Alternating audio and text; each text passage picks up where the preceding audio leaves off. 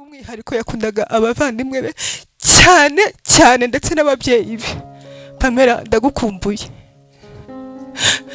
Ntabwo nzi ko nzabishobora kubona afite Pamella, kuko Pamella ari umujyanama wanjye.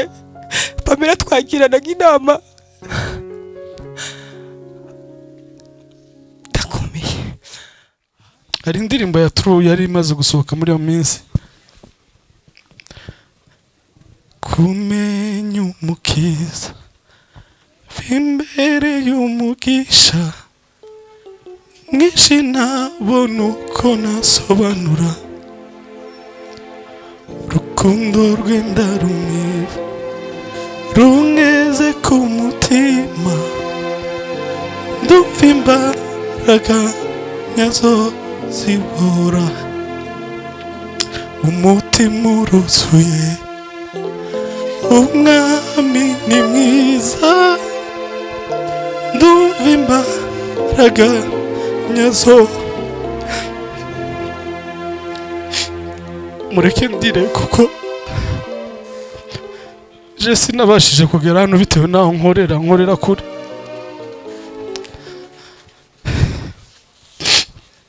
Mushiki wanje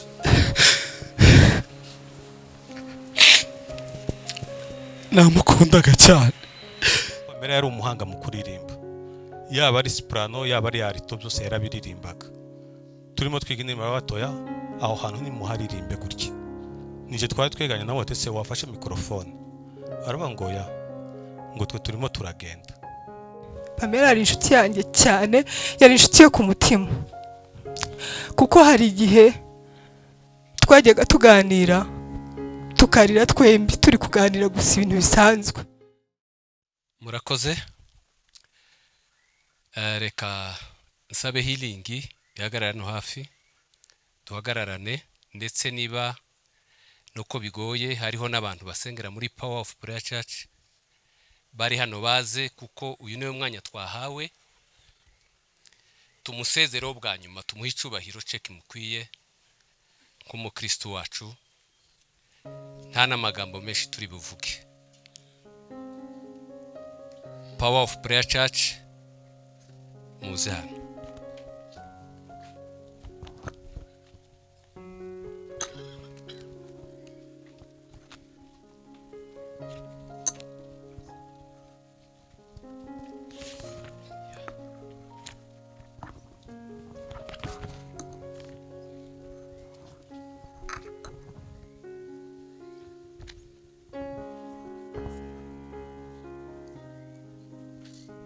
Reka wenda tudatinda dukomeze tuvuge n'abandi baratugeraho, ndabona baza. Reka mbanze mbashimire kuko muduhaye umwanya kugira ngo tugire icyo tuvuga kuri uyu mwana wacu n'umukristo w'itorero ryacu. Nzanibuka ku munsi twari mu kiriyo cy'umuvandimwe Yohana, Pastor Ruhimbya yavuze ijambo rimwe ritazamvamo. Yaravuze ngo umuntu icyo akunda nazaza arangiza aricyo tuzaza tumuherekerezamo. Pamella kubw'umwihariko yari umuririmbyi. Ndagira ngo muraje kunemera turimba indirimbo, kandi iyo ndirimbo ni indirimbo baheruka kuririmbana n'abaririmbyi. Aba baririmbyi mubona hano muyitegure, mbega ibyishimo tuzabona mu ijuru. Reka wenda mucamake mvuge ubuhamya bwiwe nk'abantu babanye mu itorero. Pamella twamenye amakuru ye mu gitondo mu rukerera rwo kuwa mbere. Nje narabyutse ngo mfungure telefone, nabanje gusoma ibitabo ngo mfungure telefone, mbona kuri sitatu umuntu wanditse ngo ripi Pamella. Ndavuze uyu muntu yarwaye ameze ate? Noneho ngigiye no muhamagaye ndavuga ngo reka ndeba handi hantu uko bimeze. Namasanga abantu bose nzi bose amafoto gusa ni Pamella uhari. Ndumirwa. Nari muri salon subira mu cyumba kaza nitega. Uyu mwana Pamella bigenze gute? Icyo gitondo cyabaye kibi. Ariko nubwo Pamella yarangije yari umuntu w'umukristo. ijambo rya mbere, Pamella yari umukristo mwiza mu itorero, ukora ibintu byose bisabwa mu materaniro, yitabiraga, yari umuririmbyi, yitabiraga gahunda z'abaririmbyi, yari umukristo mwiza twishimiye. Ibintu byaranze Pamella navuga, icya mbere ni uburirimbyi. Yari umuririmbyi mwiza. Buriya abaririmbyi bamwe abaririmbyi batandukanye, hari abaririmbyi batera ariho ko hari n'abandi bakira bafasha abandi, iwe yarabikoraga byose. Yari umuririmbyi mwiza twemera mu rusengero.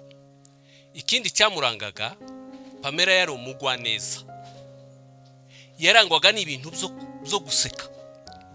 Ikintu cyose wamusuhuza ukamusuhuza ari maseka, wamubwira ngo ibi ni ibiki akaba ari maseka. Icyo ni ikindi kintu cyamurangaga mu itorero ubwo twabanye.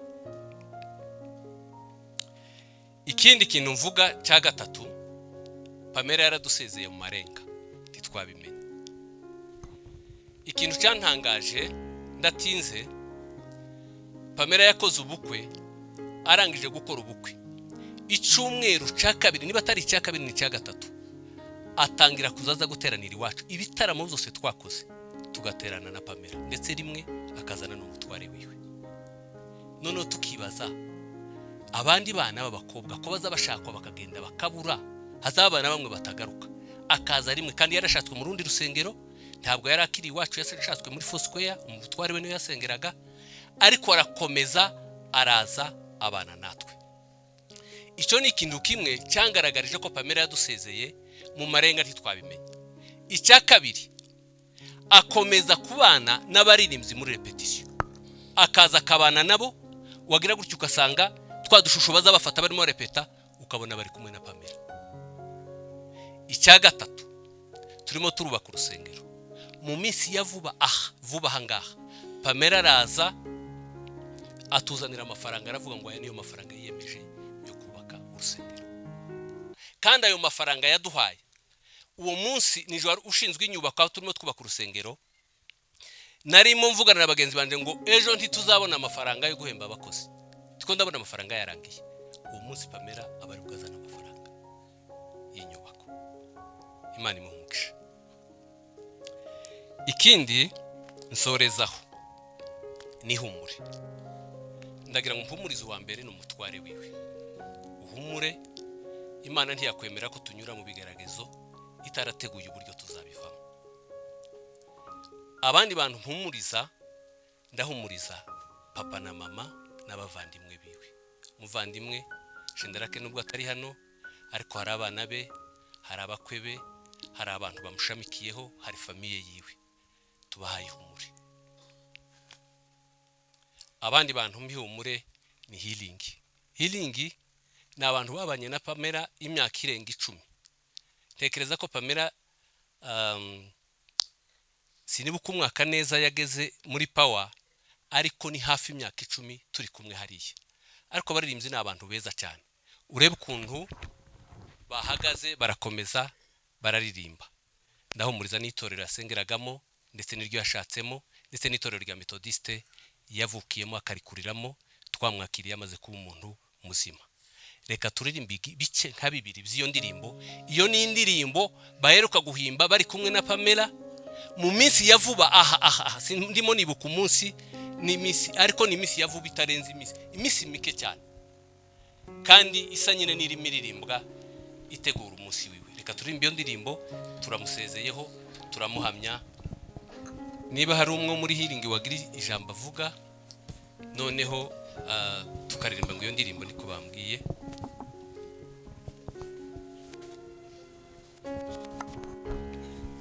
Murakoze. Ntabwo ndi butinde cyane ko ibyinshi pasiteri yabivuze. Pamella n'umwe mu rugingo rwacu rwa Healing Worship Team.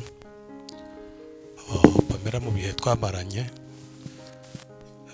yatubayireye icitegererezo, ndetse kugeza no munsi wa none niwe muntu wari macuwa twari dusigaranye mu baririmbyi, kuko abo tuza nk'abo twatangizanyije bari bamaze gushaka, bamaze kuzuza mu bindi bihugu bitandukanye. Pamella agera muri korali twarabanye akurikiza amategeko agenga itsinda.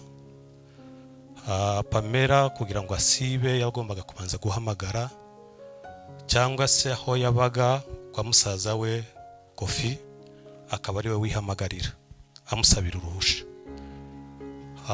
Indangagaciro za Pamella bazivuze ni nyinshi. Umubyeyi wari waramwise Byishimo yari yaramuhitiye mu izina ryiza nkuko yarangagwa n'ibyishimo. Pamella igihe cyose yahoraga aseka. Pamella yari umunyabwenge bwinshi. Pamella yavugaga ijambo yabanje gutekerezaho. Pamella yari umujyanama wa benshi. Pamella nta muntu batari inshuti mu itsinda. Wasangaga kuva kiba hariya Kicukiro twakoraga amasengesho. Pamella akaza agafata amashati y'abahungu bose akaja kuyatereraho ipasi. Pamella agera muri Kigali ari muri healing, ubuzima bwe niyo wabonaga ari healing koko, kuko ibyo n'agaciro zaharangaga healing zose twazimubonagamo. Ndibuka ari umunsi twagiye za Gisozi, yari ku muvandimwe we Gael. Ndibuka umunsi twari dufite sorti hariya muri fawe. Yari magenda gateka, yamenya ko tugiye kuririmba gatega moto akaza akongera kandi agasubirayo. Pamella ni byinshi ushobora kumuvugaho, ariko Pamella ntituzamwibagirwa. Mu minsi ye ya nyuma ashakwa, ndibuka nsubiye inyuma gato ya mu kwezi kwa gatandatu yari arimo ategura ubukwe, niba ntibeshe yabukoze mu kwezi kwa karindwi ku itariki 16. Mu kwezi kwa gatandatu nagize ibyago mpfusha umwana. Ari ubyo twarimo tuvugana nawe, agiye kumpamagara arimo ampumiriza, arambwira ngo ahari uwo mwana wawe wagiye nije ushobora gukurikiraho. Uko Pamella amagambo yagendaga avuga mu minsi ya nyuma wumvaga ari ugusezera. Akimara gukora mariage, niba ntibeshe ni mu kwezi kwa 8, hari abaririmbyi bari baje kumusura, mbona arampamagaye.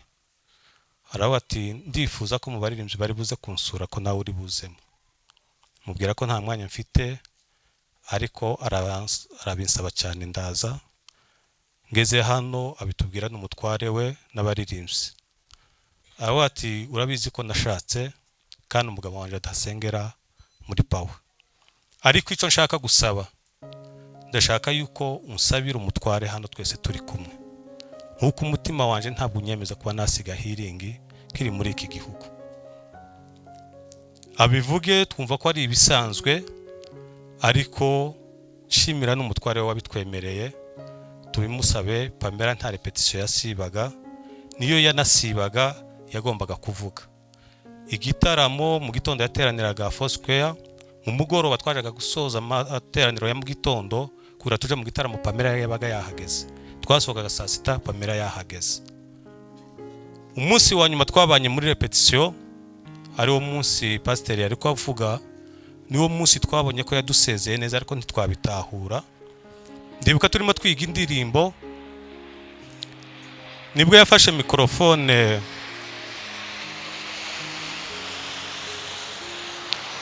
arimo akosora barumuna be uburyo bagomba kuririmba, kuko Pamella yari umuhanga mu kuririmba. Yaba ari soprano yaba ari alto byose yarabiririmbaga. Turimo twiga indirimbo y'abatoya, aho hantu ni muharirimbe gutya. Nije twari tweganye nawe tese wafashe microphone. Aravuga ngo twe turimo turagenda. Nuko yavuze nitwe turimo turagenda, mureka abana bafata microphone. Imbyino twabyinnye uwo munsi Pamella niwe wari uturi imbere, wari mu byina. Mu mwanya mu mugoroba umugabo aje kumutora, arasohoka musohoka inyuma, ariko duhurira ku muryango agaruka yiruka. Nawe atese ari ikintu wibagiwe? Ati ntacyo nibagiwe, niwe narinje kureba. Tese niba uje kundeba ngire gute? Tinarinje kukubwira uzumperekeze.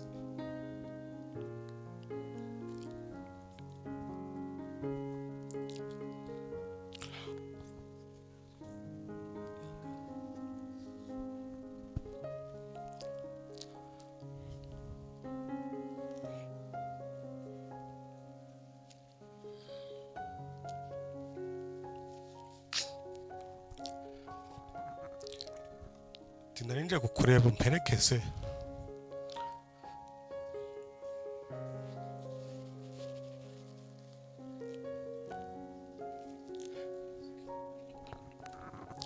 Icya kabiri wongera ushimire umugabo wanje.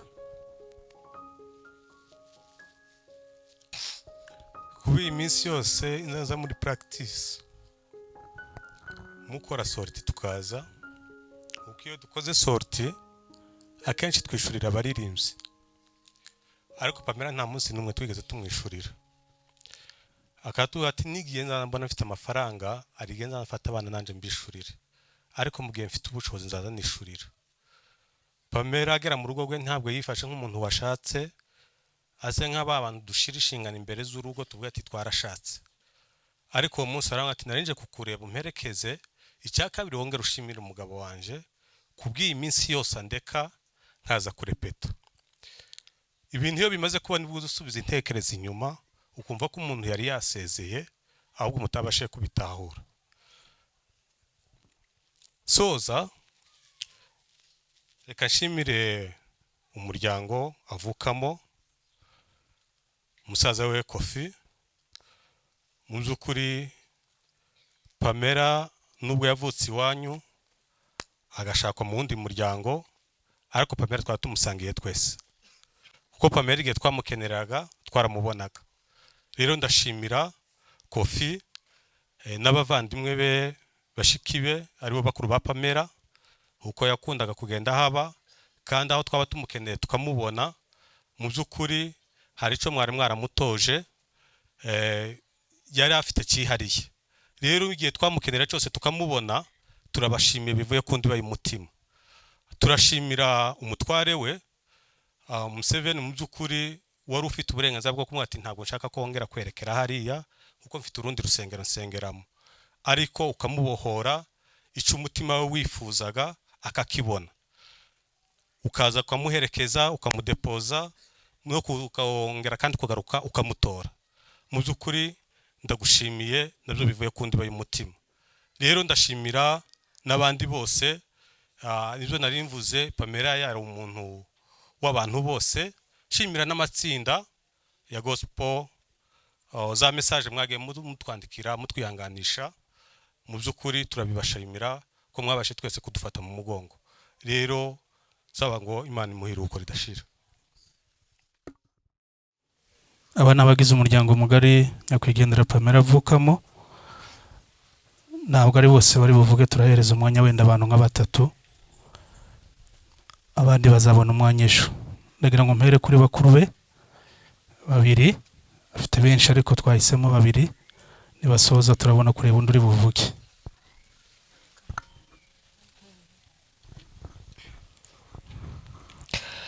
Mana yanjye fata ukuboko unkomeze muri uru rugendo, muri iyi si ntacyo nakwisoboza, mpanze amaso we gusa. Mana yanjye fata ukuboko unkoze muri uru rugendo, muri iyi si ntacyo nakwishoboza, mpanze amaso we gusa. Haleluya, haleluya. Impamvu mpereye kuri iyi ndirimbo ni uko Pamella yayikundaga, yarayikundaga cyane. Ni njye wayihimbye, hanyuma ndayimuha ndamubwira ati Pamella, hari indirimbo nahimbye ariko ntago nayijyana ngiye muri korali yanjye, yari inkuru kuri we. Ati ariko kubera ko uri conductrice uyijyane hanyuma mujye muyiririmba. Nuko arayitwara, ntago yari ikoze gutya, yarayitwaye barayihindura. Munyakuri niwe wayihinduye, ayihindura gutya. Yari indirimbo nziza cyane, yayiteraga neza, nkumva ndanezerewe, kandi nawe yaranezerwaga iyo yaririmbaga. Hanyuma sindi bivuga amagambo menshi kuko ntayafite, impamvu no kubera umwanya w'igihe. ariko Pamella yari igitabo kinini cyane, njyewe ntago simbizi, ariko Pamella mu buzima twabanye mu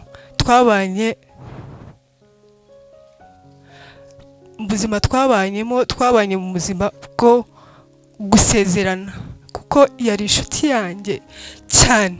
Pamella yari inshuti yanjye cyane, yari inshuti yo ku mutima, kuko hari igihe twajyaga tuganira tukarira twembi, turi kuganira gusa ibintu bisanzwe, tukarira kubera ukuntu yabaga ari kumpa ibitekerezo nkumva ari kunkomvenga, akavuga amagambo y'ubwenge, nkajya mvuga se Mana, uyu mwana turavukana? Sinzi ko tuvukana, kuko numvaga ari kundusha ubwenge bwinshi. Pamella yari umuhanga, Pamella yari azi kuvuga, Pamella yari azi kuganira, kandi yakundaga abantu bose, ari abatoya ari abakuru. Pamella yakundaga abavandimwe be cyane, yakundaga abantu bose, ariko kubw'umwihariko yakundaga abavandimwe be cyane, ndetse n'ababyeyi be. Pamella, ndagukumbuye, ntabwo nzi ko nzabishobora kubaho ntafite Pamella, kuko Pamella ari umujyanama wanjye. Pamella twagiranaga inama ndakomeye. Hanyuma ejo bundi napfushije umwana, noneho ntiyigera arira, arambwira ngo impamvu atarize ngo nuki kugira ngo atambabaza, ngo akambabaza ngo nkarira. Nuko ariko icyo nshimira Imana, ndashima Imana ko Pamella yagiye mu ijuru, kandi Pamella yaransezeye nk'uko nabivuze. Ubuzima twabanye mu buzima bwo gusezerana. Uyu munsi nibwo natekereje, ndavuga nti Pamella twabanaga nka Dawidi na Yonatani.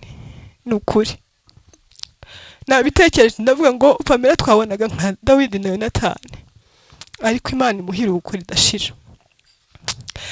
Ejo bundi naje kumusura, kuko yarambwiye ngo arankumbuye, yarampamagaye ararira kuri telefone, arambwira ngo arankumbuye. Twari kuri conference na ba mama nyine, noneho mama arambwira ati kugira ngo Pamella umutuze neza, ni wakunda uzagende ujye kumusura muganire. Naje mu gitondo kare Nyamata, nza mu gitondo kare turirirwana turaganira. Noneho ngiye gutaha, ndambwira ati sasa ngiye gutaha, none reka tuganire. Turagenda tujya mu cyumba cy'iwabo cy'umugabo we, mbese turicara ku gitanda turaganira. Arangije arambwira ngo yashakaga ngo nze ambwira ibintu byose, narangiza nanjye mubwire byose, kubera ko ubwo nibwo yashakaga nyine kurira, kubera biriya bihe byabaye iwanjye.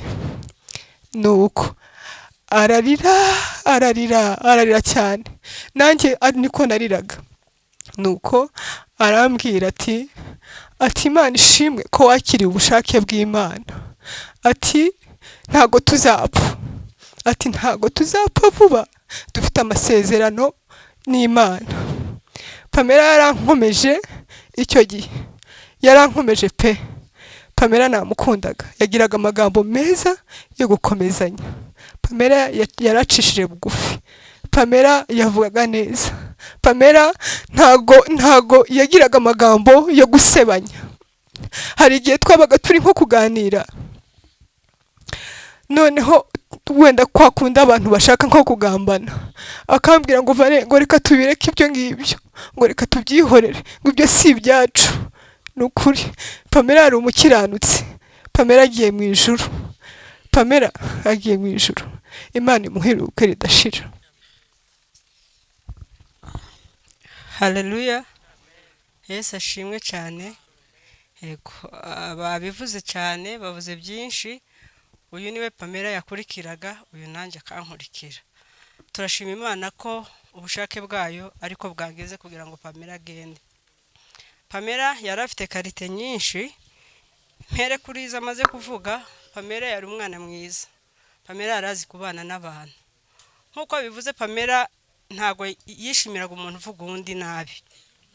Mwatangiraga kuvuga umuntu akavuga ngo ibyo tubyihoreye si ibyacu, kuko nawe hari aho ukora nabi ngo yivuga nabi.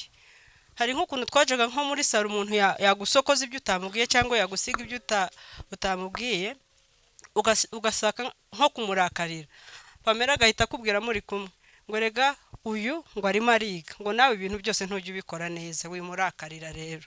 Ngo ntabwo abantu bose bakora ibintu neza, ngo ibyo ukora neza ngo wabikoze neza ari uko watangiye kubyiga. Kindi Pamella yakundaga abantu bose, yakundaga abana, yakundaga abavandimwe biwe. Pamella ntiyigeze agira ibigare mu buzima bwe, ibigare byiwe byari twebwe abavandimwe biwe. Ntabwo Pamella yigeze avuga ngo afite ibigare byinshi. Pamella yaritondaga. Pamella nkuko babivuze yari umunyabwenge, nubwo tumuruta ariko yatugiraga inama. Nje yigeze kuba iwanje igihe gitoya, ariko yaranyicazaga akangira inama. Yarazi ubwenge kandi ibintu byose ntabwo yahubukaga, yavugaga ibintu byose yabitekereje nk'uwabipanze. Turashima Imana ko Imana yamutwaye, turashima Imana ko iki gihe ari cyo Imana yagenye. Rero njyewe Pamella yaransezeye samedi. Vendredi umutware we yarampamagaye, turavugana. Tumaze kuvugana, tuvugana umwanya utari mutoya. Hanyuma samedi Pamella arampamagara, turavugana nawe, turavugana. Hanyuma ijambo yansezeye hambwira, sinari mbizi ko nyine ari masezeye, arambwira ngo ikintu shimira Imana yankoreye, ngo nuko Imana yampaye umugabo ukijijwe, ngo ico nico shimira Imana. Ngo gaye ngo njya gushakwa n'umugabo ngo udakijijwe, ngo nari bubabare cyane, ngo ariko Imana yangiriye neza, ngo impibyo umutima wanje wifuzaga. Amen, haleluya. Rero ndashima Imana ko yadukomeje. Urupfu ntago rugomba kuduherana. Mureke mbasomere ijambo rimwe, simvuga byinshi kugira ngo dusoze, n'abandi bashaka kuvuga sindivuga, reka ndisome kugira ngo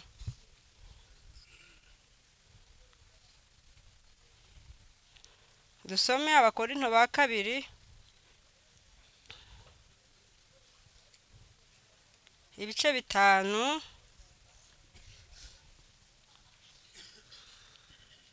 umurongo wa 15. Haravuga ngo kandi yapfiriye bose kugira ngo abariho be gukomeza kubaho ku bwabo, ahubwo babeho kubwo bapfiriye akanabazukira. Amen. Iri jambo impamvu ndivuze, nari maze iminsi nditekerezaho, noneho Pamella apfuye numva nibwo nongeye kuritekerezaho. Ubu buzima dufite si ubwacu, Pamella ubwo yari afite si ubwiwe. Ntabwo tubaho ku bwacu, tubaho kubw'uwo twizeye. Ndashima Imana ko Imana yaduhaye Pamella nk'intizanyo.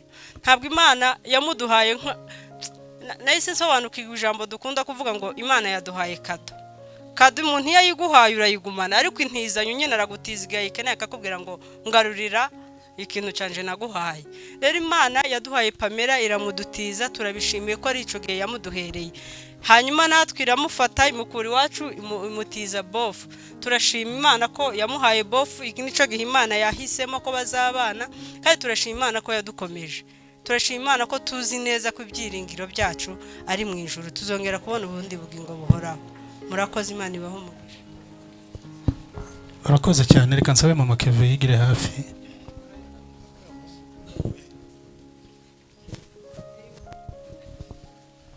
Yesu ashimwe. Biragoye kuvuga kuri uyu munsi w'Imana ishimwe, ariko Imana yaduhaye kuyimenya, nico catumye tuvuga ngo Imana ishimwe. Imana yo mu ijuru ishimwe. Imana yakoze ibingibi ntabwo byayitunguye, ntabwo Imana yo mu ijuru ntabwo ibi yakoze twebwe ubwacu byadutunguye, ariko ku Mana ntibyayitunguye. Imana yakoze ibi turayishimiye. Ijambo rya mbere ndashima Imana ko Imana yaduhaye umwana wacu Pamella, muduhanka ishumbushanyo, yari umuherezi mwa papa wabo. Imana iramuduha tumurera nk'umwana wacu. Umwana wacu ariga ararangiza mu buzima busanzwe aba umukristo. Ijambo rya kabiri ni umwana w'umukristo, kandi ntidushidikanya ko umwana wacu yagiye mu ijuru. Ibyo Imana yakoze turayishimiye. Ubundi ndashimira Imana yo mu ijuru ku muryango wacu, ko Imana yo mu ijuru yadufashirije abana ikabakomeza. Imana yo mu ijuru ishimwe.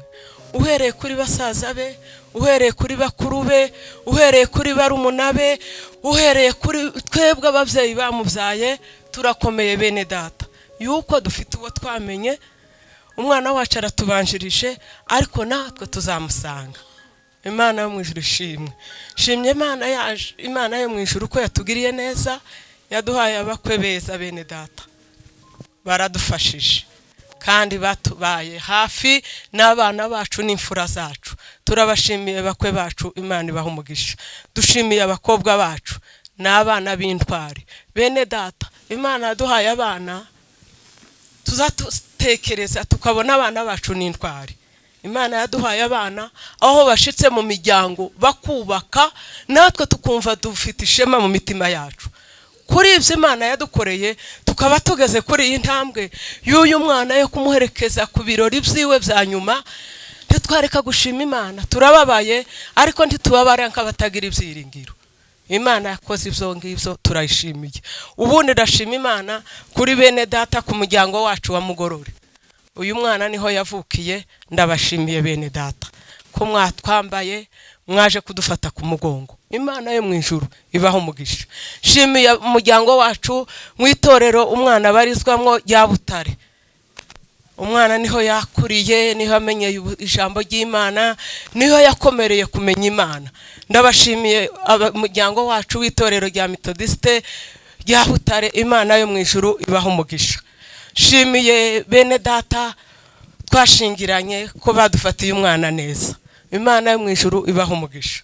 Shimiye ku mwana wacu, mukwe wacu, Imana yagufashije data, ikagufasha, ikakwambika izo mbaraga, ikaguhumuriza. Imana aho yakuye uwo mudamu wawe hicare mu mutima wawe, ihicare niyitange humure muri wewe. Imana yo mu ijuru iha umugisha. Shimiye kuri bene data umuryango asengeramo. Ndabashimiye ko mwadufatiye umwana akaba umukristo wo ku rugero natwe twishimira. Imana yo mu ijuru ibaho umugisha. Aho umutware we hayasengeraga yarahubashe, namwe mwamufashije mukamufasha, umwana wacu agakomerera mu Mana. Turabashimiye. Dushimiye aho abarizwa mu itorero ryiwe yaririmbaga. Imana yo mu ijuru ishimwe. Imana yatugiriye neza. Dushimye ku muryango wacu w'abasinga. Imana yabadufashije, ikadufashe, kaduheza ubumwe. Nico gituma mubona abana batwambaye yuko dufite ubugo bumwe. Ikintu cyose coba kibi coba ciza tuzadufatikanya. Ndabashimiye. Imana ibaho umugisha. Shimiye ku muryango wa papa wiwe umuvyara.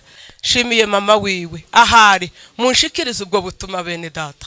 Imana ibafashe, ibagirire neza, kuko uyu munsi ni uwa nyuma wa Pamella. Imana yo mu ijuru yatugiriye ibi birori. Imana yo mu ijuru ishimwe kandi himbazwe, kandi Imana imufashe. Amen. Barakoze, turashoje ariko ndavuga amagambo abiri gusa. Biragoye kuvuga ngo Imana ishimwe ko yakoze iki gikorwa, ariko n'ubushake bwayo twarabyakiriye. Ikindi cya kabiri, umuvandimwe Pamella abenshi bari mahangaha yabaye wabo mu rugo, ibyamurangaga babivuze, ariko kimwe muri ivyo ngibyo nuko yakundaga Imana no kuyikorera. Ico dusorezaho nico umushumba yavuze hano, nuko dushima Imana ko ashoje agifite kwizera, kandi akaba yizeye Imana ye, ikaba yamuruhuye, akaba yageze mu buruhuko budashira. Turamwifuriza rero iruhuko ridashira. Imana yo mu ijuru ishimwe ko yateguye ko tumubona mu muryango wacu, ariko kandi gategura ko igihe ciwe ari iki ngiki cimirimo yakoze akayisoza neza, akabageze ku iherezo ryiwe ryiza. Tubishimiye Imana. Tunashimira murumuna wacu ko yakomeye. Imana yo mu ijuru iguha umugisha kandi izagukomeza, ukomeze wiringire Imana, wizere nkuko mugenzi wawe yari yizeye. Igihe kimwe tuzamubona.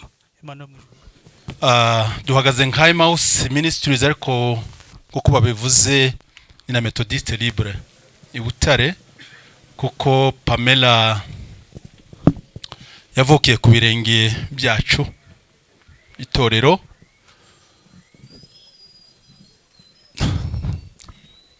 Biraza kungora, nje ntabwo twari duharukana cyane, ariko duherukana mu kwezi kwa 9 ku itariki ngira ngo ni 20 n'imwe gutyo turi muri repetition turi mu murimo tuje kuvuga ko kubabwira ijambo ry'ihumure ko Pamella yageze mu ijuru dushingiye ku ijambo ry'Imana ryanditse muri Yohana 3 murongo wa 3 vuga ko inzira irasurira mu irembo ry'ijuru nukuvuka ubwa kabiri kandi uyu mwana ndahamya shingiye kuri uwo munsi yaratwicaje murabona ko turi abagabo bashaje ngira ngo ni nk'umwana wanjye wa 3 niko ntekereza barangana afata ijambo avuga amagambo akomeye aravuga ngo wazatangazwa n'abantu bagikorera Imana bahatwa aduha ubuhamya butoya ukuntu we yahishuriwe no gukorera Imana amaramaje avuga amagambo ntashobora gusubiramo ariko umugabo twari kumwe bimwanga mu nda arafata se uyu ni Pamella bisa na wa wundi w'imbonyi waruhumutse se uyu ni we cyangwa si we arabivuga uyu ni we kandi burgiye baturanye bavuze ati uyu ni we haba hari ijambo nuko noneho icanyeretse ko yavutse ubwa kabiri na magambo yavuze kuko Nikodemo aganira na Yesu byamunaniye gubishurirwa Yesu aramubwira ngo ibyo kuvuga ubwa kabiri bikorerwa mu cumba ahantu undi nk'umuyaga ujya wumva utazi yuva niyugana ariko ngo ibikorwa byayo bikagaragara amen ibihamya by'umuyaga biragaragara ivumbi rigatumuka ibiti bikagwa amagambo ya Pamella yanyeretse ko yavutse ubwa kabiri kandi yagiye mu ijuru amen no kuvuga ko n'iryo jambo nta rindi no kubahumuriza bene data mukomere umuryango wa Shadrake mukomere mu by'ukuri hari ibintu nyine bibaho byo nkaba nabari ariko ngiye abantu muri uyu muryango wa Emmaus mbona ko hari bavandimwe banje kuruta uko n'ukuri kuko nageze mu Rwanda turabana n'ubu n'abavandimwe barumuna bene data mukomere kandi mwihangane ariko kugira ngo nanone tutajyana ko kantu kangango nonwa reka tuvuge kwa kundi baruge kuvuga yatsinze satani atsinda umubiri dufata ukuboko tugende tuzatugeze mu ijuru yatsinze satani atsinda umubiri arakiranuka kugeza kugupfa none bararuhutse bategereje umunsi Yesu zahaguruka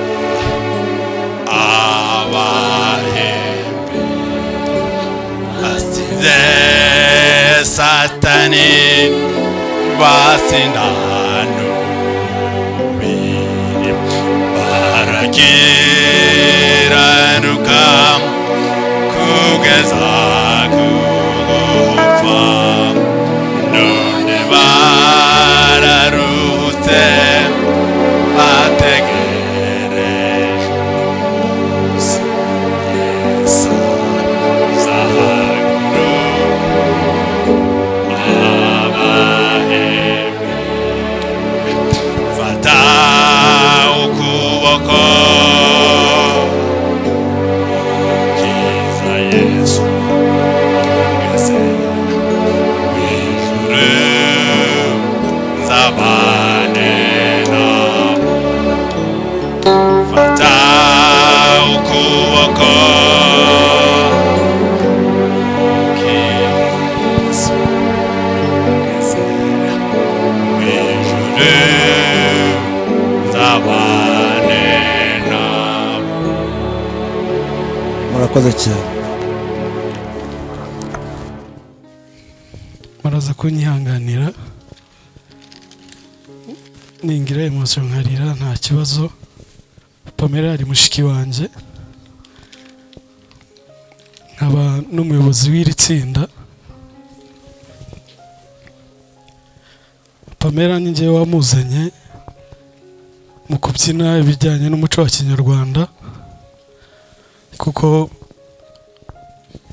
ndi umwe mu batangije rino torero.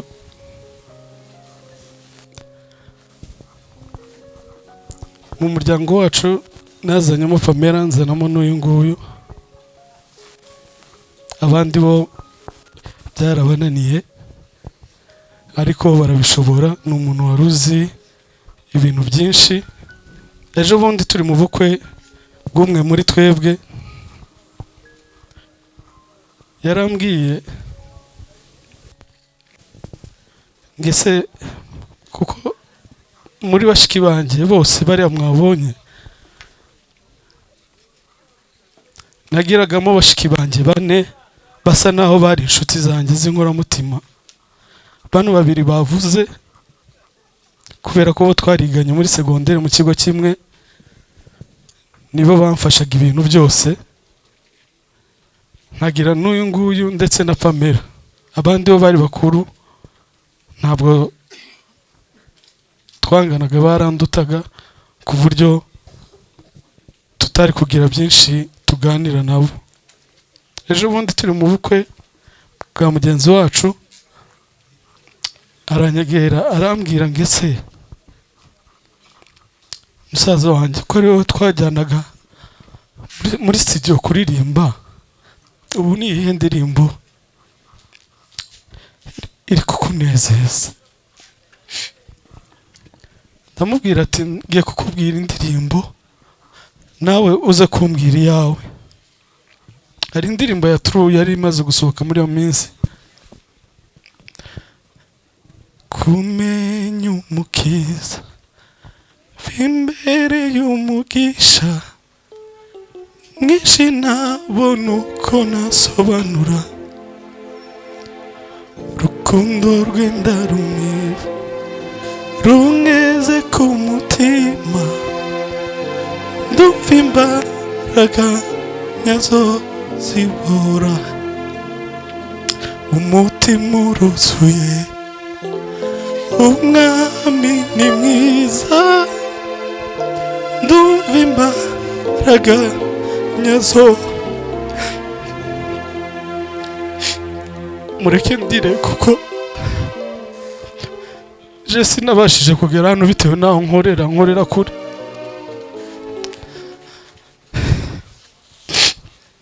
Mushiki wanjye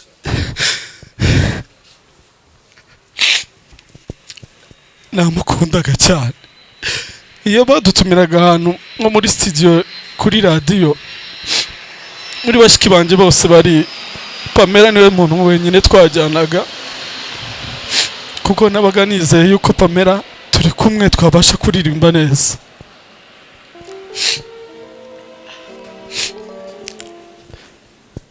Icyo gihe twari mu bukwe bw'umumizirima, ariko dufungura radio turaririmba turishima. Arambwira ngo iyi ndirimbo izatutwara uyu mwaka wose. Ntabwo nari mbizi ko ubu ngubu yaba tutari kumwe, ariko ndanezerewe ko Pamella ari mu ijuru. Pamella yari mushiki wanjye akaba n'umwana wanjye, kuko iyo twajyaga kubyina aho twajyaga hose ntabwo mama yashoboraga kumwima uruhushya kuko yabaga azi ko turi kumwe. Pamella yari umuntu ucecetse muri abo bose, yari wa muntu utagira akavuyo, kuko iyo mubyina ni abantu bibohora cyane, ariko Pamella yari umuntu ucecetse utamenya ibyiwe, kandi akaba umuhanga mu byo twabyinaga byose. Kuri uyu munsi ndumva nishimye ko dutaramiye Pamella. Dushobora kutabyina hano bitewe n'igihe, ariko mutwemerere gato tugiye kuririmba akantu gato hanyuma tusubize umwanya. Eka igihe dufite n'ikirere tubona ntabwo dutinda n'akantu gato. Murumve twana twanjye n'abarazurukundo murarugira intego mwese mujya hose rubabera umutako mwiza uwo rubara aramagwa arina nijoro agira ikibakanga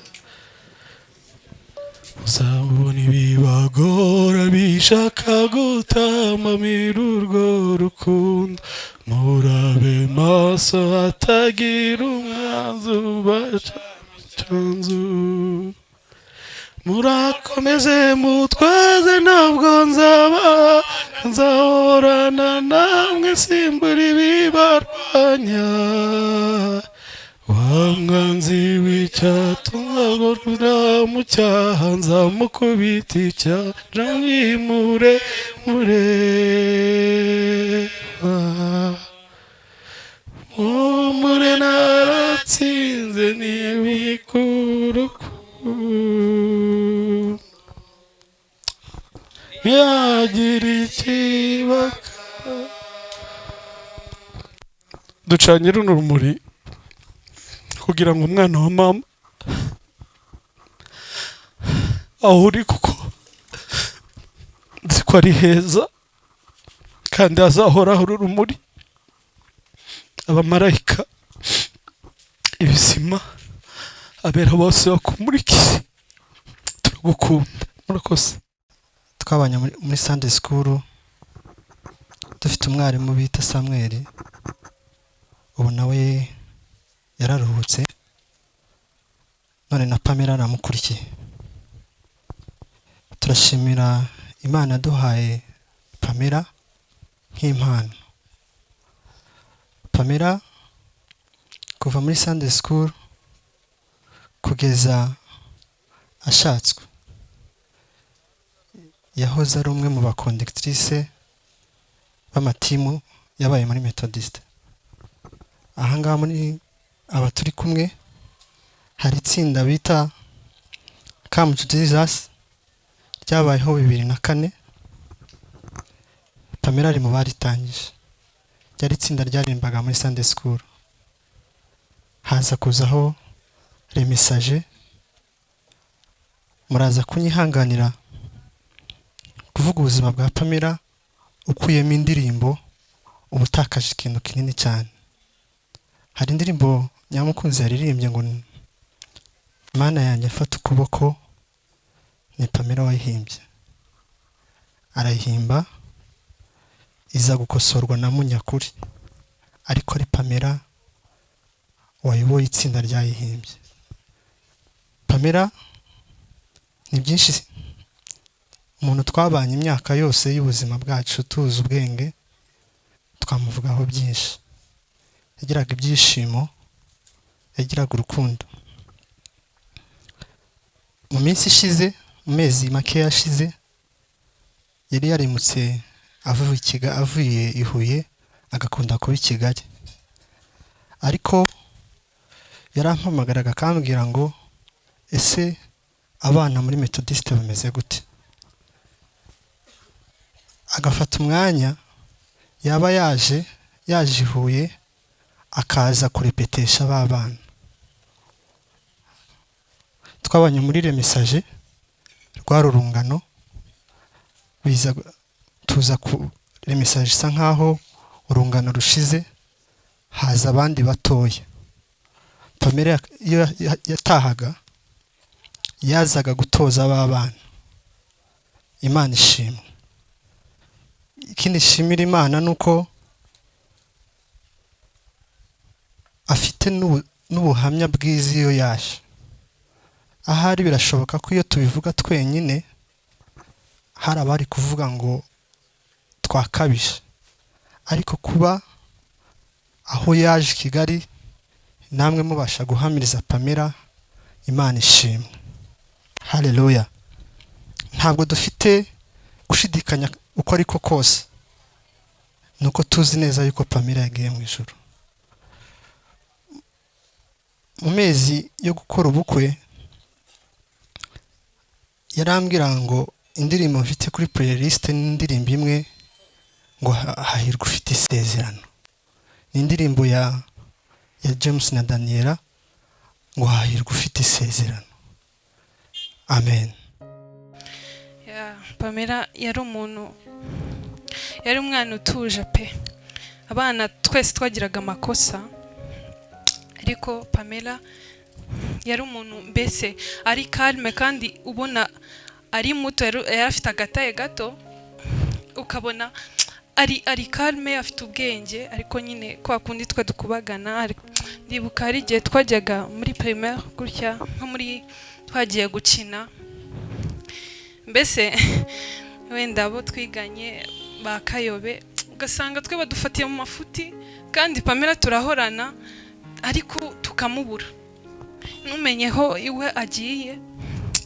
Nyine yari umuntu ari hambo, ntago yarakaraga pe, ntago yarakaraga. Ndibuka hari igihe muri kwaya twari turimo ya le message, hari igihe nyine abana bagira gutongana, ariko Pamella hari umuperezida twari twaratoye, ntago ari hano, ntago aba hano mu Rwanda.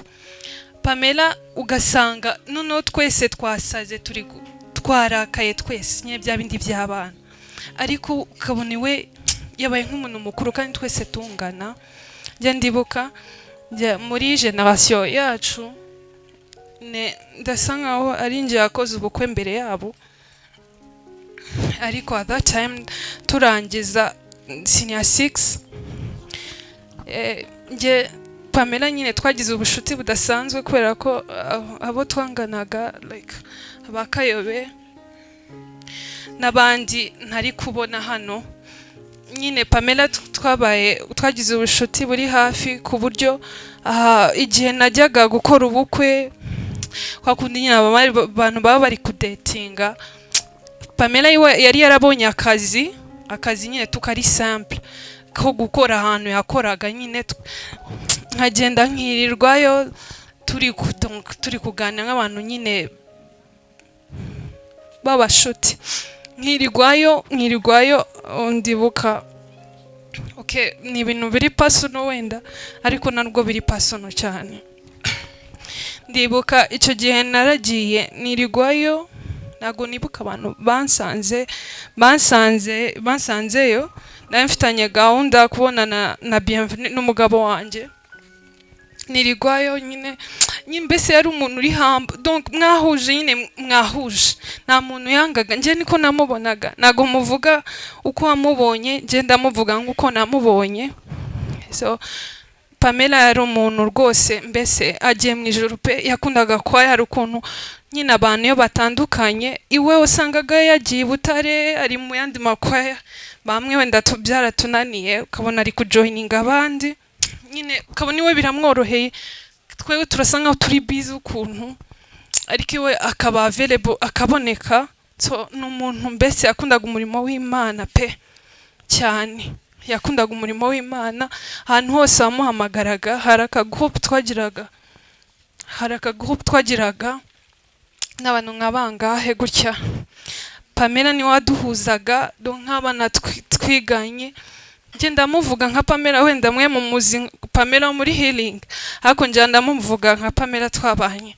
Ariko nyine yari umuntu mbese yakundaga Imana, umwana warezwe. Ndahamya neza ko agiye mu ijuru, turamukunda cyane. Imana imuhe uko ridashira. Ndashima Imana ko nakomeye.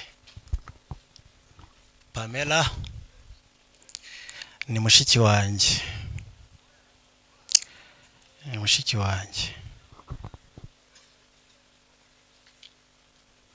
dukundana cyane.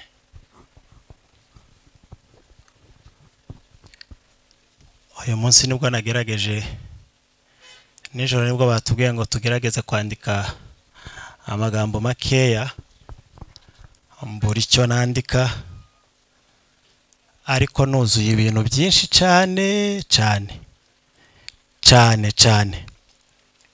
Ntuye Kimironko, Pamella iyo yagiraga gahunda mu nce za Kimironko yarambwiraga ngo Keve uri mu rugo uteke nze dusangire, nkabikora. Mfite piano mu rugo, twamara gukora ibyo dukora gusangira n'ibindi tukaririmba, nta kindi twakoraga, twararirimba gusa. Pamella duherukana ku itariki 22 z'ukwezi gushize. Mu bintu byambabaje,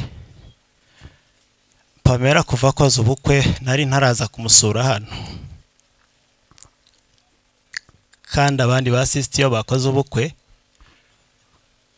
sinzi amara ukwezi ntaraja kubasura, ariko Pamella mu ndebera amezi 5 yarashize ntaraza hano mu rugo, atari kubera ko mbishatse, kubera ko nyine twarapangaga. Bumwe akambwira ngo umugabo ntahari, nkumva nyine kuza umugabo adahari nkumva atari byiza rimwe na rimwe, cyangwa se undi munsi twabipanga bigahurirana n'izindi gahunda zanjye zimfitiye swati inyungu. Mu by'ukuri Bibiliya ivuga ngo nta wundi woboneka wo kwitangira abantu. Mu by'ukuri Pamella iyo bishoboka papa yari kwitanga ku bwa Pamella. Ni Bibiliya ivuga gutyo ngo ni Yesu wenyine wagize gutyo, ariko yaba urupfu rwateguzaga rukavuga ngo ese ninde witangira Pamella? Dufite ba mama bakuze, dufite ba papa bakuze. Nukuri ntihari kubura uvuga ngo Pamella nareke gupfa njyewe ndapfa. Nukuri byari kubaho. Rero izo tariki yanyuzeho 22 bijya bingora kubwira sister cyangwa se abandi bantu dufitanye isano rya bugufi ko uri mwiza. Pamella yangezeho uwo munsi nibwo duherukana amaso ku maso, namubwira se Pamella ko noneho ubwiza bukwishe niki. Turablaga nyine aho ngaho yari avuye kuri moto aje kundeba. Nukuri ubwo bwiza Pamella yari afite, namubwiye ngo unambaye neza, ni byinshi namubwiye. Ubwiza yari afite bwari ubwo nyine ubwijuru yarimo adusezera. Pamella yarimo asezera. Rero ngiye gusoza. Emausi ni bakuru bacu. Akandi kantu ntareka kuvuga, basogokuru bavukana ari 5. Muri basogokuru nta wakenyutse, bakaki bo bose baracahari. Hapfuye umwe, basogokuru hapfuye 4, hasigaye umwe w'umuherezi. Mu by'ukuri mu muryango wacu ni ubwa mbere dupfushije umuntu mutoya. Niba nibeshe bonye muza, ni ubwa mbere dupfushije umuntu mutoya. Pamella yatubabaje biteye ubwoba. Njewe nakunduse umugongo, sinzi igifu ko kijya kimera, ariko banza ari cyo narwaye, kuko sinarinze ko umubabaro narinze ko ari ikintu kijya umuntu kiba mu mutima w'umuntu. Sinzi ukuntu nabisobanura, sinarinze ko ari ikintu kijya kiryana nk'iyo wasitaye. Mu ijoro ryo kuwa kabiri, ryo kuwa mbere bushari kuwa kabiri, nagize umubabaro uteye ubwoba. Aho nari njyamye najya gusinzira, ngahita niterera hejuru nkabona napfuye, nkabona neza ngiye gupfa. Grand frère Kofi yarampamagaye mu ijoro ryo kuwa mbere tumenya amakuru. Iyo mbonye telefone ya nijoro guhera saa 5 kuzamura, igintera ubwoba. Ampamagara mu by'ukuri saa 9 za nijoro cyangwa se saa 8 saa 10, nsenga gake gashoboka. Ariko uwo munsi yampamagaye maze gusenga, ambwira amakuru ngo Pamella yapfuye. Mu by'ukuri tujya twubahana mu muryango wacu. Uwo munsi iryo joro natutse Kofi, are you serious? Uri muzima wasaze? Ijambo uvuze ni iriya, Pamella yapfuye? ndabanza ndamukupa ndongera ndamubaza Pamella yararwaye. Pamella ni muzima. Amaze kumbwira ibyo ngibyo nahise nkupa telefone. Mu by'ukuri namaze isaha yose ndi gutitira gusa, gutitira nk'umuntu warwaye ubuganga, nigeze kubogwara rimwe gusa. Niyo mpamvu nzi gutitira icyo ari cyo nyine, ubuganga icyo ari cyo. Naratitiye iryo joro mara nk'isaha yose. Rero navuga byinshi kuri Pamella, yari inshuti yanjye. Mu bantu bashobora kuba bafite archive nyinshi ya Pamella, shobora kuba ndi uwa mbere, sinzi ko hari undi muntu uyifite. Rero ejo bundi Emmaus ni bakuru bacu, twebwe twaririmbaga mu yindi korari nyine yiganjemo abantu bari hano, batubwira ngo tuze kubafasha kuko ari abantu batangiye gukura. Umuntu wa mbere nahamagaye ni Pamella. Pamella ntiyigeze ananira. Niyo mpamvu n'abandi bose baje bashamikiye muri Emmaus batwegera. Twari tuzi ko turi buririmbe indirimbo za Emmaus nk'ebyiri. Twari tuzi ko turi buririmbe wasiwe hari umunsi tuzagusiga, tuzigira iwacu mu ijuru aho tutazongera kubabara. Twari tuzi ko tuyiririmba, twari tuzi ko turirimba ngo njyewe Yesu yankunze. Hari n'indirimbo yakundaga, ushimwe Mana ko wampaye Yesu. Izo ndirimbo nizo Pamella yakundaga. Twari tuzi ko turi bukora igitaramo. Ni ukuri ndashima Imana ko nakomeye, kandi Pamella ndabiza ahantu ari agowe neza. Imana imuhire uko ridashira. Murakoze.